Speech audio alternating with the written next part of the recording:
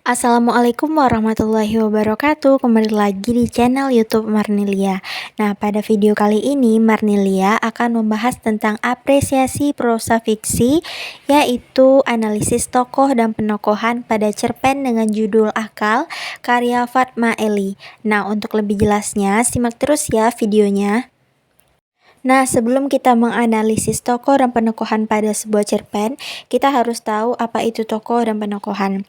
Tokoh adalah orang-orang yang ditampilkan dalam suatu karya naratif atau drama yang oleh pembaca ditafsirkan memiliki kualitas moral dan kecenderungan tertentu seperti yang diekspresikan dalam ucapan dan apa yang dilakukan dalam tindakan. Sedangkan penokohan adalah penyajian watak tokoh dan penciptaan citra tokoh. Nah, langsung saja kita masuk kepada cerpen dengan judul Akal, karya Fatma Eli. Nah, berikut sinopsisnya. Diceritakan seorang lelaki yang berusia 40-an, ia tinggal sendiri di rumah peninggalan orang tua, tanpa seorang pun yang mendampingi. Ia selalu sedih dalam kegagalan dan kesepian. Ia selalu teringat ibu, orang yang terakhir mendampinginya setelah kematian ayah. Dan ia adalah seorang sarjana. Walaupun ia seorang sarjana, hingga kematian ibunya ia belum mendapatkan pekerjaan. Hatinya terasa semakin pedih. Betapa tidak, ia belum dapat membahagiakan, mengurus dan merawat terhadap penyakit yang diderita ibunya. Maut telah menjemput nyawa ibunya. Konon ibu yang sangat menyayangi itu telah berjuang menyekolahkan, membanting tulang dengan berdagang barang pecah belah, hanya karena ingin menjadi seorang sarjana, mendapatkan pekerjaan, menjadi orang yang terpandang dan bahagia, bukan orang miskin yang hidupnya melarat. Begitulah ibu meninggal. Ia belum juga mendapatkan pekerjaan, dan segala sesuatu tentang ibunya sangat membebani pikirannya, terutama sekali ketidakberdayaan membahagiakan ibu lewat materi. Di samping masalahnya sendiri, teman pendamping yang bisa menemani, menghibur diri, mengurus rumahnya itu tidak juga didapati. Setelah itu, ia bertemu dan diajak oleh Iwan, pemuda yang baru dikenal saat ia mengamen di sebuah restoran, datang ke pesta ulang tahun. Ia diminta Iwan untuk menyanyi di dalam grup band miliknya, yang bisa meledak dalam pembuatan kaset atau video klipnya.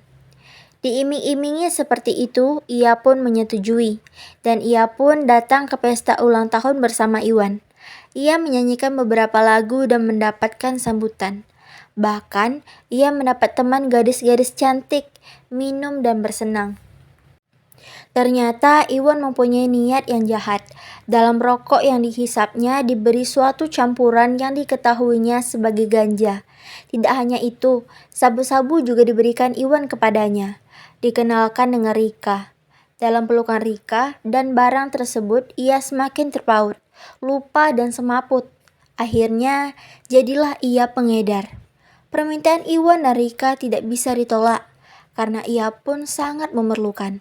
Hari demi hari, bulan demi bulan, hingga tahun, ia semakin tercandu barang haram tersebut. Dan kebutuhan terhadap barang itu diperolehnya melalui pekerjaannya sebagai pengedar. Sesekali ia memberontak. "Ternyata kau seorang pembunuh, Wan." Lucunya ia tak pernah mau menghindar dari Iwan. Iwan baginya sudah sedemikian memerangkapnya, memasungnya dalam kebutuhan terhadap barang haram tersebut. Apalagi dengan ketiadaan ekonomi dan kerja selain itu. Hingga suatu saat, ia semakin dirasuki bayang-bayang dan suara-suara. Takut, cemas, dendam, sakit hati, sepi, tegang menyebabkannya tidak sanggup lagi berdiri di atas fakta alam yang nyata. Pengaruh barang haram tersebut yang sudah sedemikian lama dipakai tambah merusak otak, akal dan jiwanya.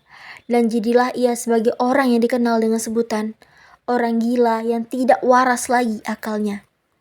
Nah, dari sinopsis cerpen tadi didapati tokoh yang terdapat dalam cerpen ini yaitu yang pertama lelaki itu atau ia merupakan tokoh utama. Berdasarkan kerangka teori tadi, di dalam cerpen ini termasuk dalam tokoh sentral antagonis.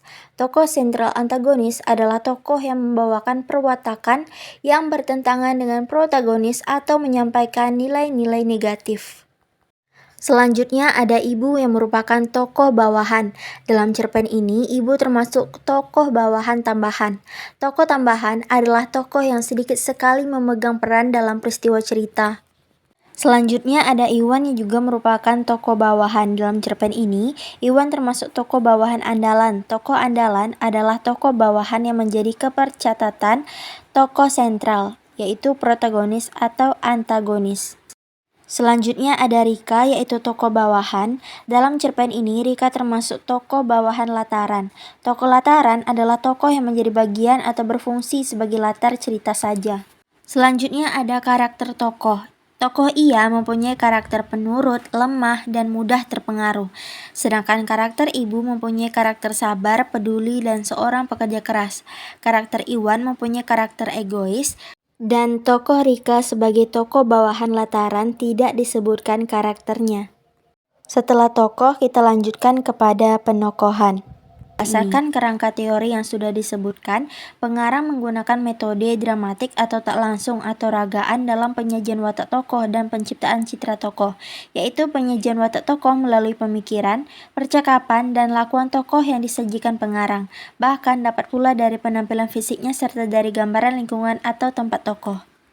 Yang pertama yaitu penokohan dari lelaki itu atau ia digambarkan sebagai seseorang laki-laki yang pantang menyerah, tidak mudah putus asa. Ia selalu berusaha untuk memperoleh pekerjaan demi membahagiakan ibu tercinta. Walaupun hingga ibunya meninggal, ia masih belum memperoleh pekerjaan. Selanjutnya penokohan pada ibu. Ibu digambarkan sebagai seorang perempuan yang sabar, membiayai kuliah anaknya dengan bekerja keras menjadi pedagang. Walaupun anaknya belum mendapatkan pekerjaan, ia selalu memberi semangat agar anaknya tidak putus asa.